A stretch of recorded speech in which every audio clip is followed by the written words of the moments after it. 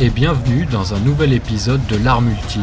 Aujourd'hui, nous allons nous intéresser aux armes à distance les plus meurtrières utilisées de l'Antiquité jusqu'au Moyen-Âge afin de déterminer laquelle de ces armes mérite le titre d'arme ultime. Les nominés pour ce titre sont le longbow, arc long anglais ayant infligé de terribles pertes aux fiers chevaliers français pourtant protégés dans leur prestigieux harnois. L'arbalète, arc de fer mécanique à la puissance dévastatrice craint de tous les chevaliers européens. La coulevrine, canon portatif hérité de la dynastie Yuan en Chine et parvenu jusqu'en Occident lors des grandes invasions mongoles. Le feu grégeois, arme incendiaire effroyable capable d'annihiler plusieurs ennemis d'un seul souffle. L'arc long anglais est une arme simple, taillée dans le bois d'if et mesurant entre 1,70 m et 2,10 m. L'if offre à cet arc des propriétés bien supérieures aux autres essences de bois, alliant souplesse et force et lui permettant d'obtenir des propriétés supérieures aux arcs composites venus d'Asie et d'Orient, tout en étant plus simple à façonner.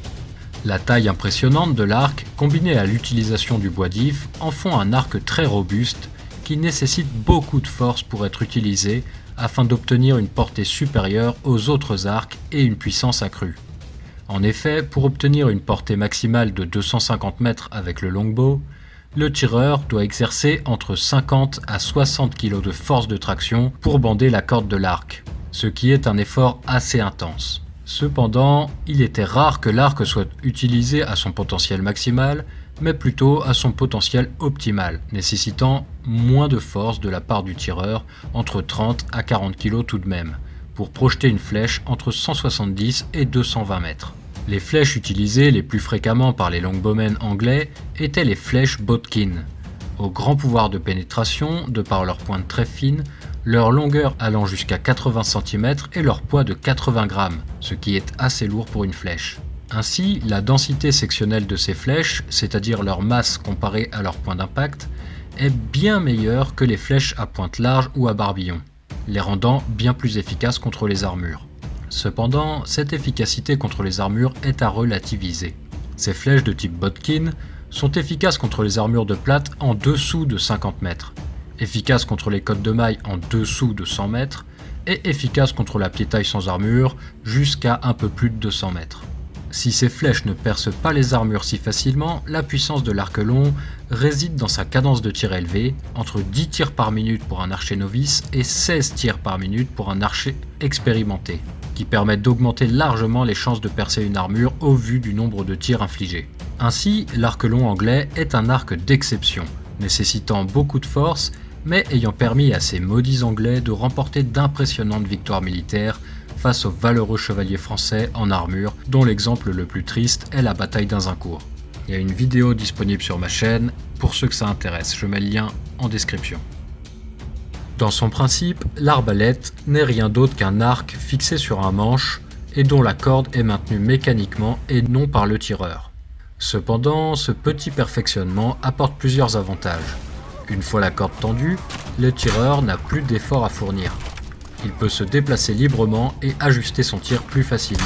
Apparu dès l'Antiquité en Chine, mais aussi en Grèce, l'arbalète s'est véritablement répandue au Moyen-Âge, période durant laquelle l'arme s'est beaucoup améliorée avec des systèmes d'armement mécanique à manivelle ou avec des bras de levier combinés à l'utilisation de l'acier pour la conception de l'arc à la place du bois, permettant d'obtenir une capacité cinétique bien supérieure qu'auparavant et ainsi propulser de courtes flèches appelées carreaux à plus de 300 km/h avec une grande précision et une force de pénétration permettant de percer facilement les armures de plate jusqu'à 100 mètres.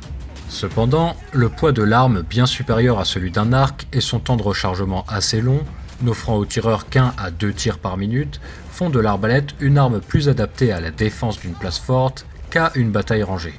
Malgré cet aspect plus défensif, l'arbalète fut longtemps jugée comme l'arme des lâches, permettant aux plus poltrons des hommes de tuer le plus vaillant chevalier sans effort. En Europe chrétienne, l'utilisation de l'arbalète est même interdite par le pape, car jugée trop meurtrière, notamment contre les nobles et chevaliers en armure. Malgré cette interdiction, l'arme se répandit rapidement sur les différents champs de bataille et les arbalétriers devinrent des unités indispensables dans chaque armée médiévale. Ainsi, l'arbalète est une arme extrêmement précise et létale, véritable sniper du Moyen-Âge dont les seules faiblesses résident dans un temps de recharge assez long et un encombrement important. La coulevrine à main est un canon portatif médiéval, ancêtre de l'arquebuse et du mousquet, directement inspiré des canons à main sino-mongols. Cette arme est constituée d'un tube en bronze de 80 à 1 mètre, obstrué dans sa partie arrière par une culasse fixée sur un manche ou une crosse en bois. L'ensemble est très lourd, entre 10 et 18 kg, nécessitant l'utilisation d'un appui planté dans le sol pour soutenir la coulevrine lors du tir. De plus, ce canon à main portatif nécessite la plupart du temps 2 servants pour une utilisation optimale, bien qu'elle puisse être tout de même maniée par un seul homme. Malgré tout, la coulevrine est une arme dévastatrice, utilisant l'explosion de la poudre pour projeter sur l'ennemi de petits boulets sphériques en pierre ou en métal de 10 à 60 mm à une vitesse de plus de 300 mètres par seconde, soit plus de 1000 km/h, capable de transpercer n'importe quelle armure, bouclier et mantelet. Si la portée maximale de la coulevrine dépasse les 100 mètres, sa portée effective réelle ne dépasse pas 50 mètres, voire un peu moins. En effet, au-dessous de 50 mètres, la force cinétique des projectiles est amoindrie, mais encore dangereux et la précision des tirs est mauvaise. Pour faire simple, la coulevrine est une arme bruyante et impressionnante, extrêmement efficace contre tout type d'ennemi à courte et moyenne portée, mais à la vitesse de rechargement lente, ne permettant qu'un seul tir toutes les 1 ou 2 minutes. Ainsi, ce canon portatif médiéval, capable de transpercer plusieurs hommes d'un seul tir, dans un vacarme assourdissant, était une arme si puissante qu'elle fit rapidement disparaître les armures lourdes des champs de bataille, car devenue inutile face à un pareil pouvoir de pénétration. Le feu grégeois est un carburant ayant également désigné une arme capable de projeter des flammes sur ses ennemis. Durant l'Antiquité, pendant la guerre du Péloponnèse, les Grecs avaient inventé le premier lance-flamme de l'histoire, constitué d'un tronc d'arbre creux, d'un soufflet et d'un chaudron rempli d'un mélange de charbon, ardent et de goudron. En actionnant le soufflet, la terrible machine projetait de grandes flammes pour incendier les remparts ennemis. Plus tard, la marine byzantine s'équipa d'un système similaire, amélioré et utilisant un nouveau combustible, mélange de pétrole, chaux-vive, soufre et salpêtre. Le feu grégeois, bien plus explosif et incendiaire, est capable de brûler même au contact de l'eau. Ces lance-flammes équipèrent d'abord les navires, mais ils furent également adaptés à une utilisation par l'infanterie.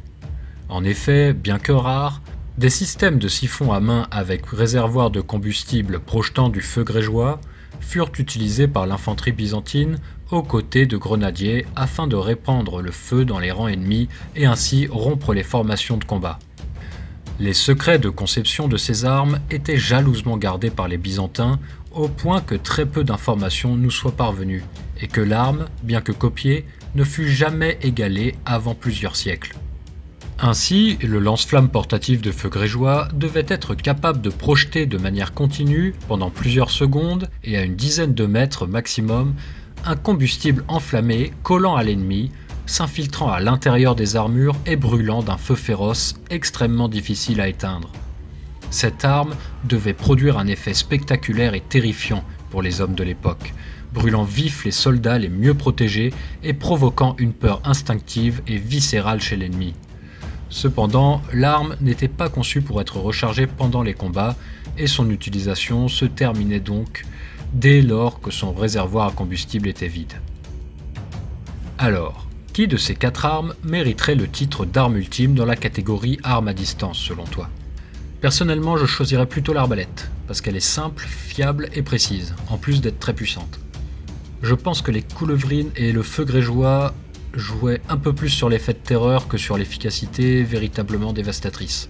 Quant à l'arc long anglais, je dirais qu'il devait être utilisé en grand nombre pour infliger de réels dégâts considérables, mais utilisé seul, son degré de létalité n'est pas au niveau des autres armes en lice.